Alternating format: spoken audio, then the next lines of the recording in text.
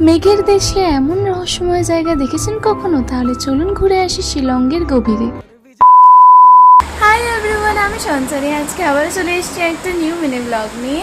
দেখো কি সুন্দর একটা ছোট পাহাড়, বাট দেখতে ভালোই লাগছে। আর চারিদিকে ধোঁয়া হয়ে গেছে একদম, ওই ক্লাউড চারিদিকে ভরে গেছে। It's like smoke fog. তো যাই হোক, আজকের মিনি ব্লগটা শুরু করা যাক। আজকে কোথায় কোথায় ঘোরাচ্ছি সেগুলো আমাদের ড্রাইভার গাইড করে দেবে। তো চলে যাওয়া যাক। আর মিনি ব্লগটা ভালো লেগে থাকলে please to like share subscribe. এই সুন্দর মেঘ দেখতে দেখতে পৌঁছে গেলাম মৌসুমাই কেভ। আজকে ছিল সানডে, তাই অনেক ভিড় ছিল। পার হেড টিকিট নিয়েছিল 30 টাকা কেভে ঢোকার জন্য।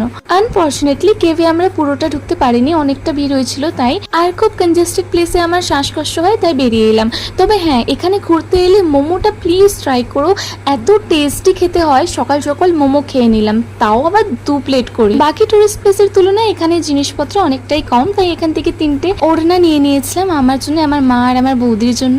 এরপরে যাব গার্ডেন অফ কেভস, আর তারপর একটা লোকাল মার্কেটে যেখানে জিনিসপত্র খুবই সস্তায় পাওয়া যায়। এটা আমি তোমাদের নেক্সট পার্টে দেখিয়ে দেবো। তাহলে দেখা হচ্ছে নেক্সট পার্টে। টাটা।